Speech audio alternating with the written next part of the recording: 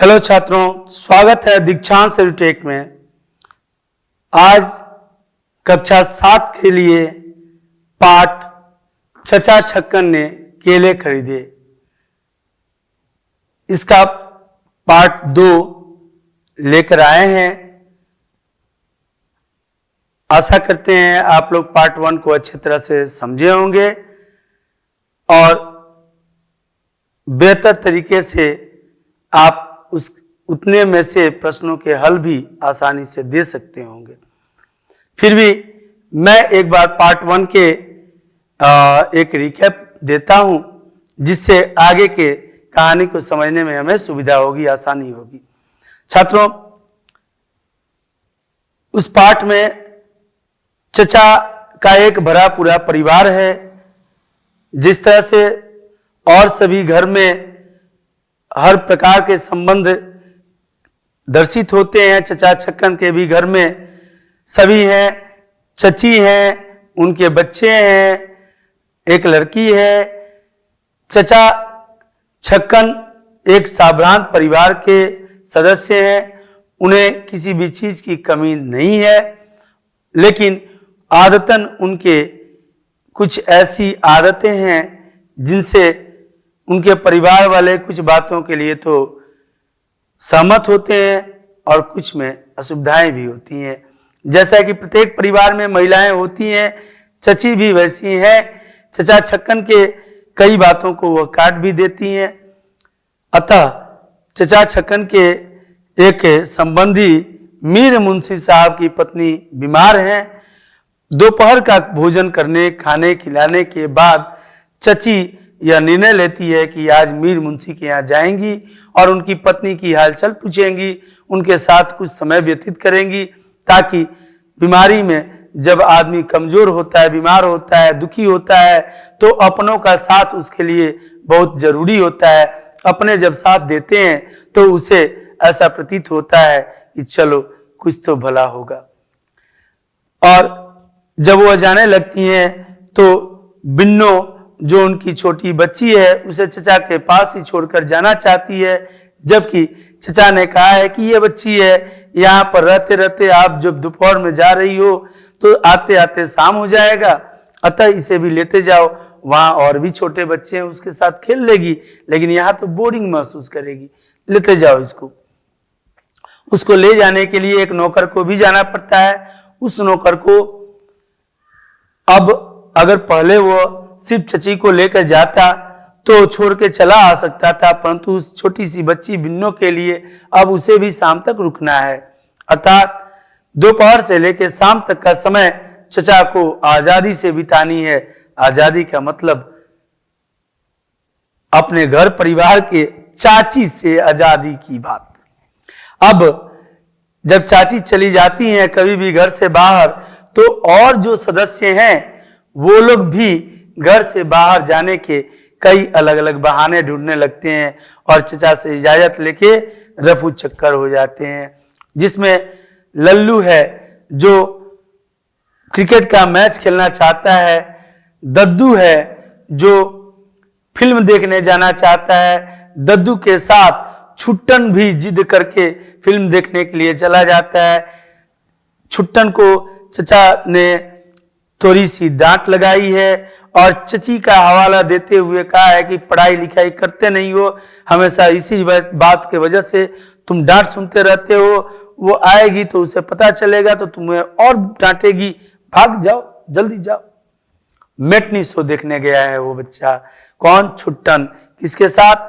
दद्दू के साथ। अब घर में चचा और बिंदु, अक्सर ही चचा को एकांत प्रिय लगता है। एकांत में वह कौन सा काम करना चाहते हैं घर का, तो जो कार्य वह काफी दिनों से नहीं देख पाए हैं, नहीं कर पाए हैं, वैसे कार्यों को ये अंजाम देना चाहते हैं। आज उन्हें ऐसा प्रतीत हुआ है कि बहुत अरसे पहले उन्होंने पीतल के बर्तनों की सफाई की थी, अतः बिंदु से सारे बर्तनों को, घर में जितने भी पीतल के बर्तन थे, सबको आंगन में जमा कराते हैं। आंगन में जमा कराने के बाद वह बिंदु से को बाजार भेजकर 2 पैसे का इमली मंगवाते हैं और उस इमली से नसीहत देते हैं बर्तनों को साफ करने के लिए। बर्तनों को साफ करने से पहले वह स्वयं कुर्सी लगा करके बैठते हैं और हुक्का पीते हैं तथा मेढ़े पर, जो पीढ़ा कहा जाता है, उस पर पांव रख करके राजसी ठाट बाट से बिंदु को कहते हैं कि अरे अहमक, पहले अहमक अर्थात ना समझ, पहले जाकर चौके से राख लेके आ और इमली राख दोनों मिला के मांजने पर पीतल के बर्तन चमक उठते हैं मानो नए हो गए हों।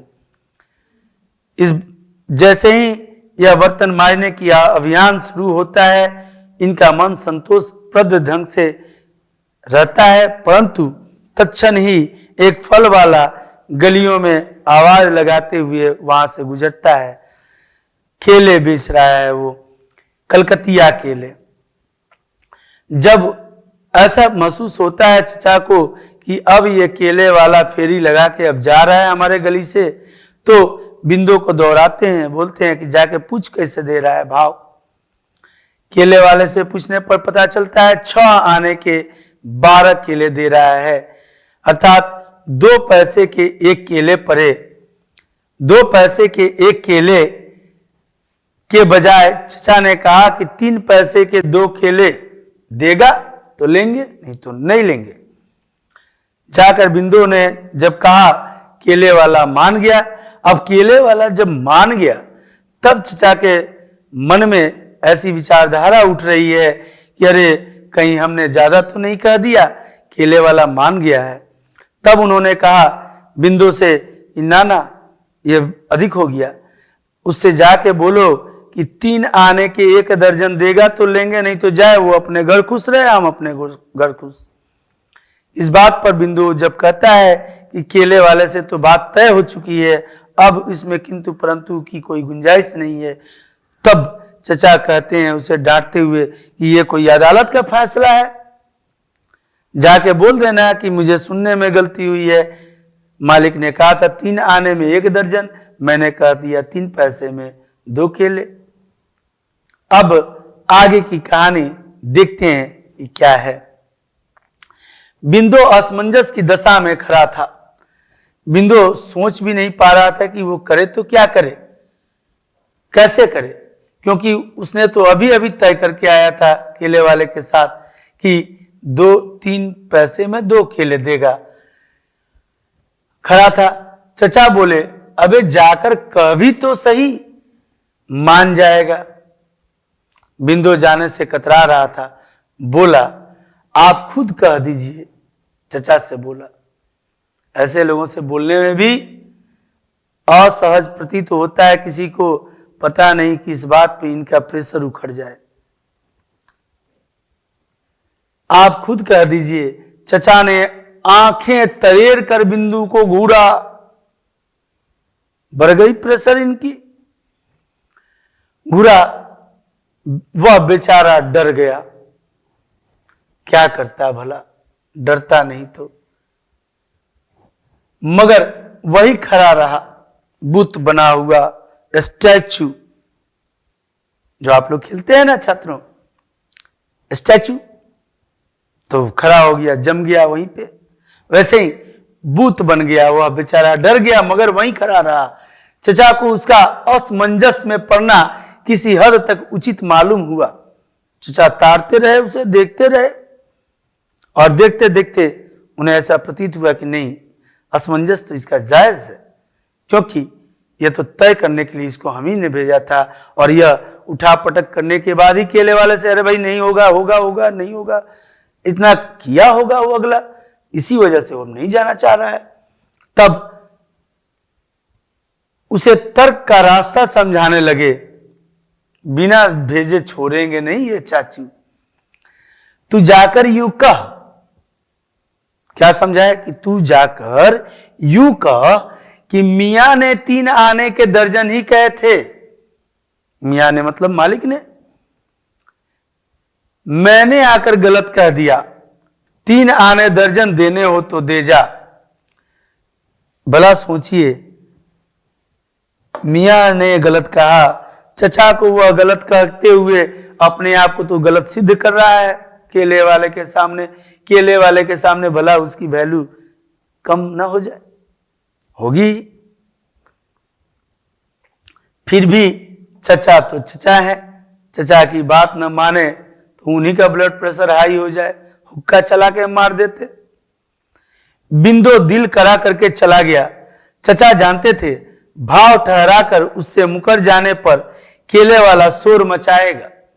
चचा को पता था कि इस बार जो भेजे हैं बिंदु को, ये बिंदु भी समझ रहा था और चचा भी समझ रहे थे कि केले वाला तो अब चिल्लाएगा ही चिल्लाएगा। यार ये कोई बात हुई? अभी तय करके गए कुछ और गए, अभी तय कुछ और करने आ गए, मजाक समझ लिए हो क्या? ऐसा तो जरूर होगा। बाहर निकलना युक्तिपूर्ण न मालूम हुआ होता था। चाचा को बाहर निकलना सही नहीं लगा। दबे पांव अंदर गए और कमरे की खिड़की से ड्योढ़ी में खुलती थी। ड्योढ़ी माने बाहर बरामदे में जो कमरे से खिड़की खुलती थी, वहां से उन्होंने देखना शुरू किया। उसका पट जरा सा खोलकर बाहर झांकने लगे। फल वाला गर्म हो रहा था और क्या कह रहा था, आपने ही तो भाव ठहराया और आप ही जबान से फिर गए। बहाना नौकर की भूल का, जैसे हम समझ ही नहीं सकते। ये बेईमानी तेरा ही है आसरा, या बेईमानी तेरा ही है आसरा। यानी बेचारा केले वाला अपनी ईमानदारी को कोस रहा है कि मैं ईमानदारी से मान गया और अब इन्होंने बेईमानी की हमारे साथ, अब अपने ही बात से ये मुकर रहे हैं और कह रहे हैं 3 आने की बात हुई है। इससे तो हमसे तो अच्छे बेईमान लोग हैं जो दाम चढ़ा के बोलते हैं और कम करते करते भी अधिक पैसे कमा के ले जाते हैं। चूंकि या बेईमानी तेरा ही आसरा, यह एक मुहावरे के तौर पे प्रयोग किया जाता है जो बेईमान लोगों के लिए कहा जाता है। बिंदु गरीब चुप खड़ा था। बिंदु बेचारा गरीब आदमी था और वो केले वाला भी मेहनतकश मजदूर था, वो भी चुप खड़ा था। फल वाला बकता झकता खोचा उठाकर चलने लगा। बिंदु भी अंदर आने को मुड़ गया। भाई पटेगा नहीं तो क्या करेगा? केला वाला अपना केला उठाया और जाने लगा। बिंदु भी अपने घर में आने लगा। बिंदु को भी क्या था, कोई केले उसको थोड़ी ना मिलने वाले थे, वो तो चचा ने भेजा था। वह दरवाजे तक पहुंचने पाया था कि फल वाला रुक गया। खोचा उतार कर बोला, कितने लेने हैं? अर्थात वह 3 आने दर्जन पर भी मान गया। बिंदु अंदर आया तो चचा मोढ़े पर बैठे जैसे किसी विचार तल्लीन हुक्का पी रहे थे। चौंक कर बोले, मान गया? चौंक कर वो बोले, मान गया? 3 आने 1 दर्जन में मान गया केले वाला? अरे भाई वाह, चलो अब तो कोई उपाय नहीं, अब तो लेने ही पड़ेंगे केले। हमने कहते थे मान जाएगा, अब बोल रहे हैं कि हम तो कह ही रहे थे कि वो मान जाएगा, तुम ना पीछे अपना पैर कर रहे थे। हम तो इन लोगों की नस नस से वाकिफ हैं, तो कै केले लेने मुनासिब होंगे? ये पूछा बिंदु। चचा ने उंगलियों पर की पोरों पर गिनना शुरू किया। ये होते हैं उंगलियों के पोर। गिनना शुरू किया और हिसाब लगाया। हम, छुट्टन की मां, लल्लू, दद्दू, बिन्नो और छुट्टन, यानी 1, 2, 3, 4, 5 और 6, आधा दर्जन परिवार के लिए 1 दर्जन केला उन्होंने लिया। गोया 6 दूना क्या हुआ? खुदा तेरा भला करे 12, यानी 1 दर्जन। आधे दर्जन लोगों के लिए 1 दर्जन केले की मांग की चचा ने और बिंदु को भेजा। फी आदमी तो केले बहुत हो गए, यानी एक आदमी पर 2 केले बहुत हो गए। फल से पेट तो भरा नहीं जाता है, पर देखिए 2-3 गुच्छे अंदर लेकर आना, हम उनमें से अच्छे अच्छे केले छांट लेंगे। एक तो केले वाले से तर्क करके आधे दाम पर केला ले रहे हैं, ऊपर से अब बोले कि केले की 3-4 छेमियां लेते आना, क्योंकि उसमें से हम छांटेंगे और अपने मन पसंद केलों को रखेंगे, बाकी को लौटा देंगे। इतना नखरा केले वाला अगर बर्दाश्त करे तो घर जाए तो उसकी पत्नी उसे डांट दे, अगर न बर्दाश्त करे तो केले बिक न पाए। अगर चचा केले वाले की बात मानकर 6 आने में 1 दर्जन केले ले लें तो चची से डांट सुने, अगर न लें तो फिर इनका मन कर रहा हो खाने का तो कैसे खाएं। ये महिलाएं भी बड़ा अजीब होती हैं, घर को हिला के रखती हैं। अर्थात बाहर पुरुष वक्त तो कार्य करते रहता है, लेकिन अंदर डर एक बना रहता है, और ये डर होना भी जायज है, क्योंकि ये डर न रहे तो कार्य करने का मजा ही न रहे। फल वाले ने शिकायत लगाते हुए केले के गुच्छे अंदर भेज दिए। चचा ने केलों को दबा दबा कर देखा, उनकी चित्तियों का अध्ययन किया कि कहीं दाग तो नहीं लगा है, और दर्जन भर केले अलग कर लिए, छांट लिए। केले वाला बाकी केले लेकर बरबराता हुआ विदा हो गया, बरबराता हुआ चला गया वहां से। चचा ने बिंदु की ओर रुख किया, ले इन्हें खाने की डलिया में हिफाजत से रख दे, रात के खाने पर लाकर रखना। चचा ने केले तो खरीदे लेकिन खाए नहीं उस समय, और भेज दिए बिंदु से कि जाकर डलिया में रखा, और जल्दी से जाकर बर्तन मांजने के लिए राख लिया। अब सौदे में बड़ा समय नष्ट हो गया, पैसे कम कराने के चक्कर में अच्छा खासा समय चला गया। खैर केले तो आ गए, अब बर्तन मांज। अर्थात बिंदु बेचारा उस समय से दौड़ रहा है, कूद रहा है, ये काम वो काम वो काम वो काम, लेकिन चचा को तो अपने काम की ही पड़ी है। चचा इस सौदे में बड़ा समय नष्ट हो गया। बोलते हैं बिंदु केले अंदर रख आया और बावर्ची खाने से राख लाकर बर्तन मांजने लगा। यूं जरा जोर से, चचा बैठे हुए थे वहां पर, जोर से, हां, ताकि बर्तन पर रगड़ पड़े, बर्तन पर रगड़ पड़े, अर्थात बर्तन पर रगड़ पड़ेगा तभी बर्तन की गंदगी साफ होगी, उनका यह मानना था। इस तरह पीतल के बर्तन साफ करने के लिए पहले बर्तनों को एक बार अच्छी तरह मांज कर साफ कर लेना चाहिए। पीतल के बर्तनों की सफाई के लिए इमली निहायत लाजवाब नुस्खा है, माने नुस्खा माने तरीका, लाजवाब चीज है। अब इमली की विशेषताओं के बारे में चचा बिंदु को बताएंगे, बिंदु को इमली की विशेषताओं से अवगत कराएंगे। पीतल के बर्तनों की सफाई के लिए इमली निहायत ही लाजवाब नुस्खा है।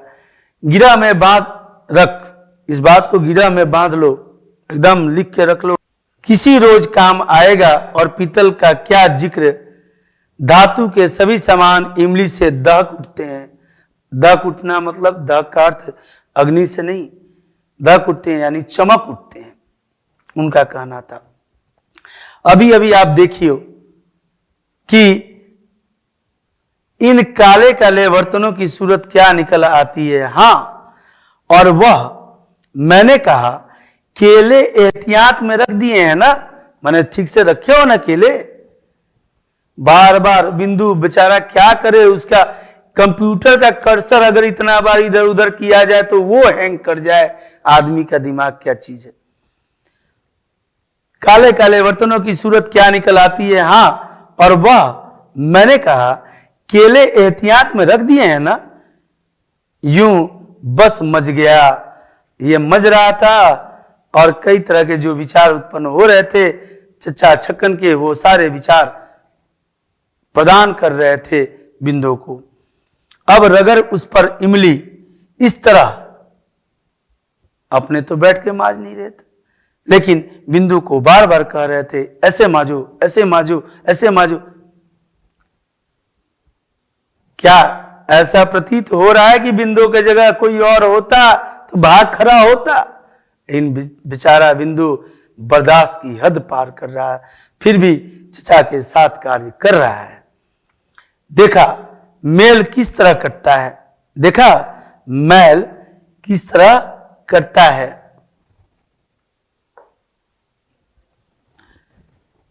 कैसी चमक आती जा रही है। अब जब चमक इमली से, वास्तव में छात्रों इमली में कुछ ऐसे गुण होते हैं जिसके वजह से पीतल चमक उठता है उनसे साफ करने पर, और जब बिंदु साफ करने लगा तो चमकने भी लगता है, और उसको दिखा दिखा के चचा बोलते हैं कि देख लो कैसे साफ हो रहा है।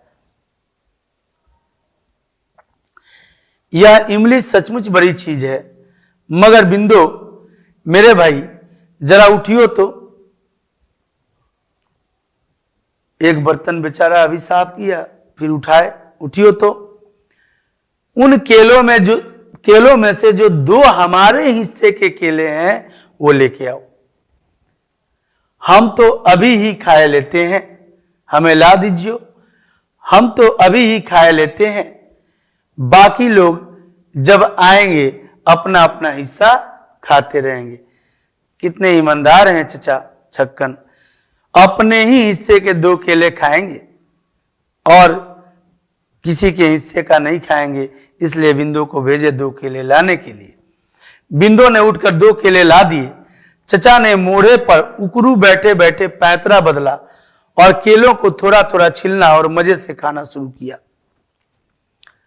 अच्छे हैं केले, बस यूं ही जरा जोर से। मैंने केले खा रहे हैं, लेकिन बर्तन बिंदु साफ कर रहा है तो उसको भी अपना सलाह दे रहे हैं, मशवरे से वाकिफ कराते हुए कह रहे हैं कि जरा जोर से, इस तरह छुट्टन की अम्मा देखेगी तो समझेगी आज ही नए बर्तन खरीद के लाए हैं। वाह भाई लुटनी है चचा को, क्योंकि अब जब चची आएगी और देखेगी कि अरे वाह, तो उनकी आंखें चमकने लगेगी और वह प्रसन्न मुद्रा में चचा का गुणगान करेगी। ऐसी ही सोच है चचा की ही नहीं, प्राय सोच तो सबकी ऐसी होती है कि उनके नाम के गुणगान होते रहे, लेकिन निसंदेह कर्म का फल प्राप्त होता है, कर्म जैसा होता है वैसा ही फल प्राप्त होता है। चचा ने अपना कर्म किया था, अब और लुत्फ यह कि खर्च कुछ भी नहीं, बर्तन भी साफ हो गए और खर्च भी कुछ नहीं, 2 पैसे के तो इमली आया था। हर लगे ना फिटकिरी रंग चोखा आए, यह लोकोक्ति है। लोकोक्ति मुहावरा वाक्य का अंश होता है, उसके साथ किसी अन्य वाक्यांश को या शब्दों को जोड़ करके आगे बढ़ाया जाता है, तब एक वाक्य पूर्ण होता है।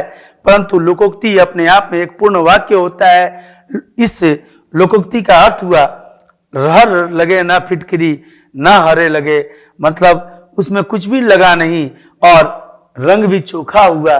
ऐसा काम हमने किया कि इन बर्तनों को साफ करने में खर्च भी कुछ नहीं लगा, मात्र 2 पैसे, और इतना सुंदर काम हुआ। आखिर कितने की आ गई इमली? 2 पैसे की ना। तू आप खरीद लाया था, मैंने तू तो अपने गया था खरीदने, और फिर जो कुछ किया तूने अपने हाथ से किया है। बिंदु को समझा रहे हैं, यह तो हुआ नहीं कि तुझसे आंख बचाकर हमने बीच में कुछ मिला दिया हो इसमें, यह तो बात नहीं हुआ।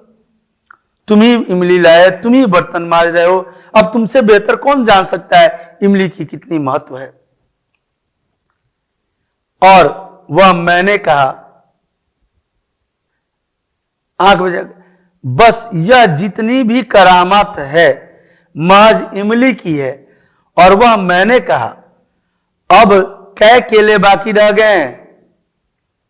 2 केले खा गए चचा कहते कहते, और अब बिंदु से कह रहे हैं कि अब और कितने केले रह गए हैं। उसने कहा 10, अर्थात 10 केले और रह गए हैं। 10 हैं, खूब चीज है ना इमली, एक टेक के खर्च में क्या पलट हो जाती है। मगर बिंदु इन 10 केलों का हिसाब बैठेगा किस तरह, यानी हम शरीक न हो, हर एक दो केले मिल जाएंगे। अर्थात अगर इन 10 में से हम शरीक न हो तो सबको एक आध केला मिल ही जाएगा। केले तो हैं अभी, ये केले जो मिलेंगे, अर्थात इनकी इच्छा अब यह हो रही है, बखान तो इमली की चल रही है लेकिन मन खाने को केले कर रहा है। केले पर ललच आ रही है हुक्का पीते हुए चच्चा को, और चच्चा बिंदु से अब 10 केले का हिसाब लगवा रहे हैं। छात्रों, यह दूसरा पार्ट था। आशा करते हैं आप लोगों को बेहतर ढंग से समझ में आया होगा। अगले पार्ट में इसके पार्ट 3 या यूं कहें कि अंतिम पार्ट में लेकर आऊंगा। तब तक के लिए धन्यवाद। आपका दिन मंगलमय हो।